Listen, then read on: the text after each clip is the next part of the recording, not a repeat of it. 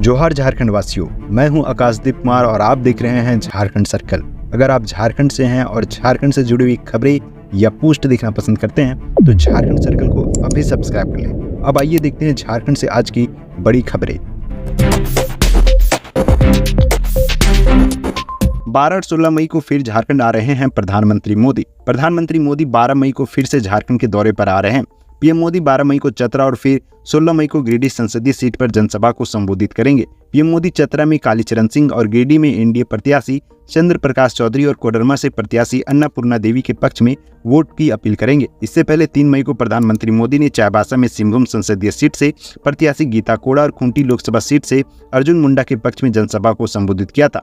अगले ही दिन उन्होंने पलामू और फिर गुमला के सिसई में भी जनसभा को संबोधित किया था। 12 मई को प्रधानमंत्री मोदी सिमरिया और फिर 16 मई को बिरनी में जनसभा को संबोधित करेंगे। इसे लेकर कार्यकर्ताओं में उत्साह है। झारखंड के इन जिलों में हीट वेव का अलर्ट, लेकिन अब बदलने वाला है मौसम। बारिश पर आया अपडेट। झारखंड के लोगों को सोमवार से तेज गर्मी और लू से राहत मिलने की संभावना है। बादल छाने और गरज के साथ हल्की बारिश के कारण रांची समेत संथाल, प्रगना और कोल्हान के अधिकतम तापमान में 4 से 5 डिग्री तक की गिरावट आ सकती है। मौसम विभाग रांची के वैज्ञानिक अभिषेक आनंद ने बताया कि पश्चिम बंगाल के तराई क्षेत्र और असम के ऊपर साइक्लोनिक सर्कुलेशन बनने की प्रक्रिया शुरू हुई है। इसके असर से झारखंड में मौसम में बदलाव होगा। कहीं कहीं तेज हवा के साथ हल्की बारिश की संभावना है। उन्होंने बताया कि 8 मई से 10 मई तक राज्य के कई हिस्सों में बारिश के आसार बन रहे हैं।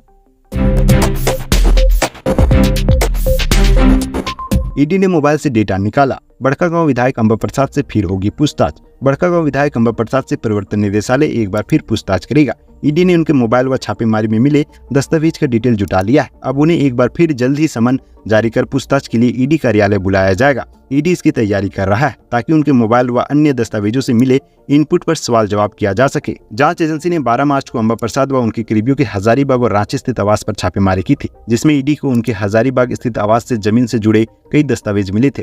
ईडी ने उनका मोबाइल भी जब्त किया था। इसका डेटा निकालने के लिए अंबा प्रसाद को ईडी ने अप्रैल के पहले हफ्ते में कई बार हिनू स्थित कार्यालय बुलाया था। उनसे कई दौर की पूछताछ हो चुकी है। गौरतलब है कि ईडी जमीन हथियाने, बालू तस्करी, धमकी देने सहित विभिन्न थानों में दर्ज 1 दर्जन मामलों में अनुसंधान कर रहा है। इस मामले में ईडी ने उनके पिता योगेंद्र साव से भी अप्रैल के पहले हफ्ते में 10 घंटे से अधिक पूछताछ की थी। इसके अलावा अंबा प्रसाद के भाई अंकित साव को भी पूछताछ के लिए समन जारी किया गया था। अब ईडी के नए कदम से एक बार फिर अंबा प्रसाद की मुश्किलें बढ़ने वाली है। राहुल गांधी की 7 मई को झारखंड में चुनावी सभा। झारखंड में 13 मई से 4 चरणों में लोकसभा चुनाव के लिए मतदान होने वाला है। लोकसभा चुनाव के चौथे चरण में 13 मई को सिंहभूम, खूंटी, लोहरदगा और पलामू लोकसभा सीटों पर वोटर अपने मताधिकार का प्रयोग करेंगे। इसे लेकर राज्य में विभिन्न राजनीतिक दलों के दिग्गज नेताओं के आगमन की शुरुआत हो गई है। भाजपा की तरफ से प्रधानमंत्री नरेंद्र मोदी राजस्थान, मध्य प्रदेश और उत्तराखंड के मुख्यमंत्रियों ने राज्य का दौरा किया। अब इंडिया गठबंधन की तरफ से कांग्रेस नेता राहुल गांधी 7 मई को राज्य के दौरे पर आ रहे हैं। लोहरदगा, खूंटी लोकसभा क्षेत्र के लिए गुमला की सिसई में उनकी जनसभा होगी। इसके साथ ही सिंहभूम लोकसभा क्षेत्र में भी राहुल गांधी की जनसभा इसी दिन प्रस्तावित है। कांग्रेस प्रदेश प्रभारी गुलाम अहमद मीर ने बताया कि राहुल गांधी जनसभा करने के लिए 7 मई को रांची पहुंचेंगे। जामताड़ा में वाहन चेकिंग के दौरान 16,75,000 बरामद किए गए। चुनाव को लेकर जामताड़ा जिले के उड़नदस्ता टीम ने कार्रवाई करते हुए 16,75,000 जब्त किया। जामताड़ा डीसी कुमुद सहाय के निर्देश पर जिले के अंतर्राज्यीय एवं अंतर जिला चेक नाकों के अलावा अन्य सभी स्थानों में उड़नदस्ता दल के माध्यम से 24 घंटे नजर रखी जा रही है। यह पैसे में ही जाम नगर परिषद क्षेत्र से बरामद हुआ है। हेमंत सोरेन का इंतजार और बढ़ा। जमानत याचिका पर विशेष अदालत ने फैसला सुरक्षित रखा। रांची की विशेष पीएमएलए कोर्ट ने जमीन घोटाला मामले में झारखंड के पूर्व मुख्यमंत्री हेमंत सोरेन की जमानत याचिका पर शनिवार को अपना फैसला सुरक्षित रख लिया। वे फिलहाल रांची जेल में बंद है। कोर्ट अब अपना फैसला 10 मई को सुनाएगा। शनिवार को सुनवाई के दौरान दोनों पक्षों ने लिखित में अपने जवाब दाखिल किए।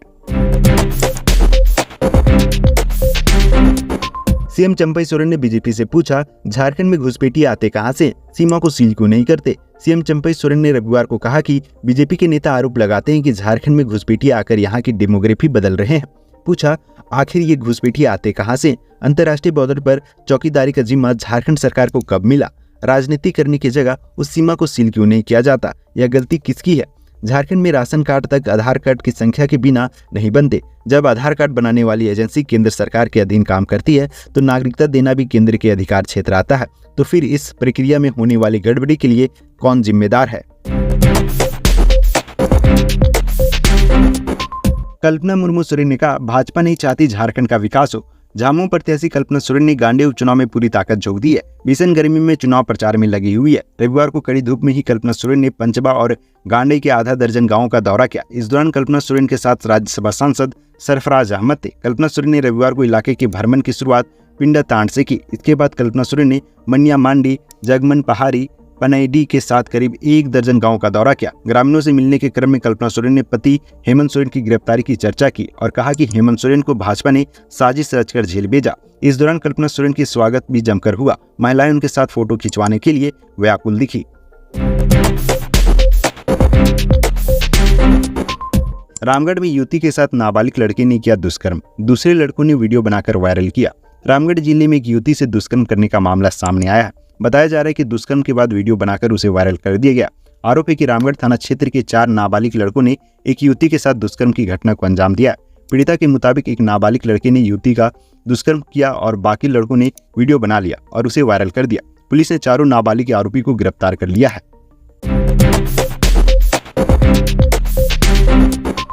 प्रियंका गांधी वाड्रा 13 मई को बाघमारा में करेंगी चुनाव प्रचार।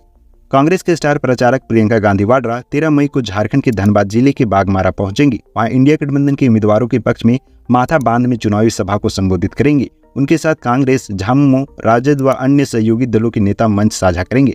यह जानकारी प्रदेश कांग्रेस के कार्यकारी अध्यक्ष जलेश्वर महतो ने दी। प्रदेश कांग्रेस के कार्यकारी अध्यक्ष जलेश्वर महतो ने बताया कि धनबाद से कांग्रेस की अनुपमा सिंह और गिरिडीह से झामुमो के मथुरा प्रसाद महतो मैदान में। प्रियंका की चुनावी दौरे के मद्देनजर तैयारियां शुरू कर दी गई है।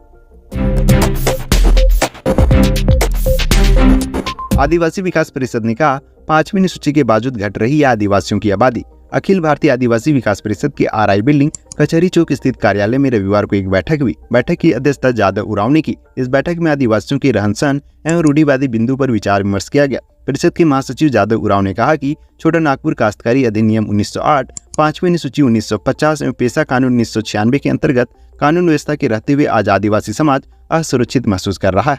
परिषद के कार्यकारी अध्यक्ष बाना मुंडा ने कहा कि सीएनटी एक्ट कानून को रहते हुए आज आदिवासियों के घर जमीन का लूट खसोट जारी है। गांडे विधानसभा उपचुनाव में निर्दलीय प्रत्याशी अवधेश सिंह गिरफ्तार। गिरिडीह के बेंगाबाद थाना पुलिस ने गांडे विधानसभा उपचुनाव में निर्दलीय प्रत्याशी अवधेश सिंह को रविवार सुबह गिरफ्तार कर लिया गया। पुलिस ने इसके शहर के झंडा मैदान के समीप आवास में धावा बोला और इसे बेंगाबाद थाना कांड संख्या 122/22 के मामले में गिरफ्तार किया है।